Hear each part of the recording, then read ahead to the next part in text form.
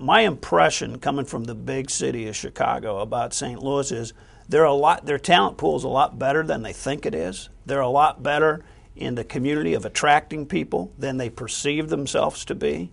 And it's like they always feel like they're a second city, I think, to these major metropolitan areas. And to the contrary, we've found just the opposite. St. Louis has been a great place for us to seek talent and to be able to hire talent. So we have found there to be plenty of resources that are coming out of the schools in the St. Louis market that fit the bill for what we're looking for. But it's also important to us to attract talented people who ordinarily would migrate to design centers like New York and San Francisco or Chicago, London, Hong Kong. And St. Louis and HOK in St. Louis have to be attractive to them too. The perception for most persons of color that Atlanta and LA and San Francisco and other areas are much more attractive because they don't know much about St. Louis. I think the key for me was being a part of the African American corporate network. That was a huge inspiring tool to be a part of that, to see so many African Americans being able to thrive in this city on the corporate and business level. In the current environment, it's companies like Boeing who continue to be here, MasterCard, Monsanto, become some of the huge magnets as far as talent to this area. As long as recruiters still come out, and show that they need us and are looking for employees, I think that that will give us the motivation to still look in St. Louis and to believe in St. Louis. So the biggest challenge in recruiting, there's probably two things. One would be actually awareness. And while we're a big national company, we're not maybe quite as well known in St. Louis as some of the other St. Louis-based companies. So again, getting our message out about what we do and the opportunities that we have here, because there are quite a few, is one. So that's, I'd say, one of the challenges in terms of recruiting here in the St. Louis marketplace. And the other one would be making sure that people understand all the opportunities that are here in different fields that they may not be aware of. I almost took a job in Chicago, so I had a really conscious move either to sell the house and go up there and get way too cold, but watch some Cubs games. I'm a big fan. But I chose St. Louis. The dynamic, I think, for us that we've noticed is it's kind of a little more difficult to get people to move to St. Louis, and it's almost impossible to get them to move out of St. Louis. We don't have a good perception of ourselves here in St. Louis and who we are and what we're capable of doing, and a lot of people are chasing going outside of the St. Louis community because outside of work they don't perceive that there's other things and other opportunities for them to grow culturally or do some other kinds of things. I think a big part of what attracted me was St. Louis seemed to be a really diverse area. There are a lot of different opportunities and a lot of new things to do that I hadn't been exposed to before.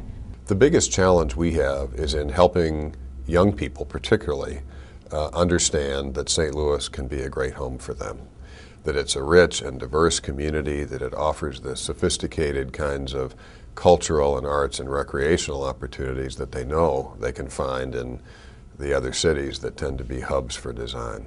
Unfortunately, it's things like bar scene, places where they can actually go and be with other young folks that are the things that are most important to them. I think St. Louis really wants to keep this target, this age range, or our interest. It will be you have to cater to our age.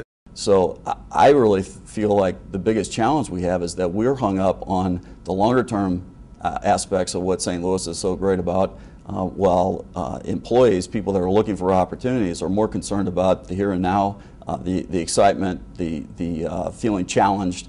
The kind of investment we invest into our employees well beyond just salary.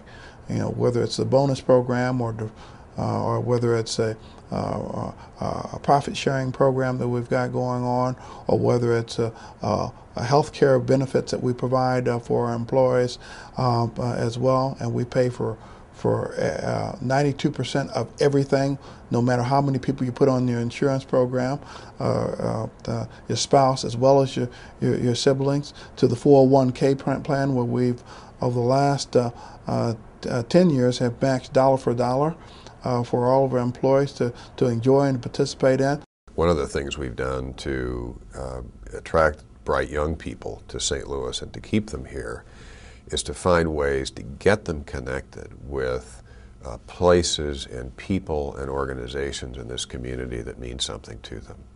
As one example, we supported from the beginning what's called the Downtown Employer Assisted Housing Program. So for any of our people, young or older, we will make forgivable loans to those people to help them buy condominiums, buy homes in downtown St. Louis. Just to have someone to talk to me that's been in the business world, that's been working out here, to show me the ropes and, to just kind of lead me was like a start for me. I've never had nobody to just sit down with me and tell me what I need to do to be successful. I think we need to continue to do more of what I've seen with the mentoring program and involve the universities and involve the corporations and things that, like the RBC hosts, I think are terrific as it relates to that. And it's things that in the other major metropolitan areas, the New Yorks, the LAs, and the Chicagos, they've been doing that for a long time. Just looking at the different universities I could go to, I felt very strongly like SLU in particular, just with the huge network that is there, that finding a job here in St. Louis would just be infinitely easier having a SLU degree and being here in St. Louis than even if I went to a top school on the coast somewhere. We will always need the right mix of people in terms of design talent, technical expertise, but also managers and leaders.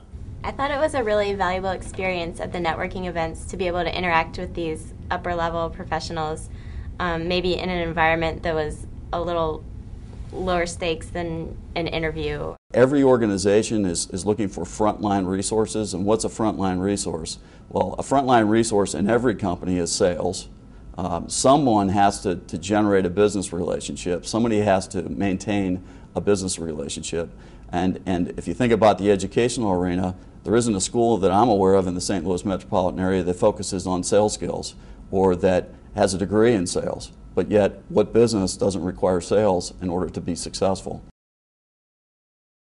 The diversity that we're looking for from a business vantage point is can the engineer work with the accountant? Can the accountant work with folks in supply chain? Can they really demonstrate empathy for what it is that is going on in other aspects of the business and help us bridge those silos of business? You've got to be able to work together as a team and bring the diversity of thought. You have to be entrepreneurial. And so I view those core values as equally as important as any kind of technical expertise they may have in a particular area. I'm a biomedical engineering major, but I'm also interested in business, which is why I'm here, and then I'm doing a minor in applied statistics. So I think just combining principles from a bunch of different fields makes an employer really appealing. One of the things that we have to guard against is just hiring people from the same pool every time. So we have to expand out and think about people from different industries, how do we reach them and show them the opportunities here. The workforce here and the employers here are very, very, very diverse.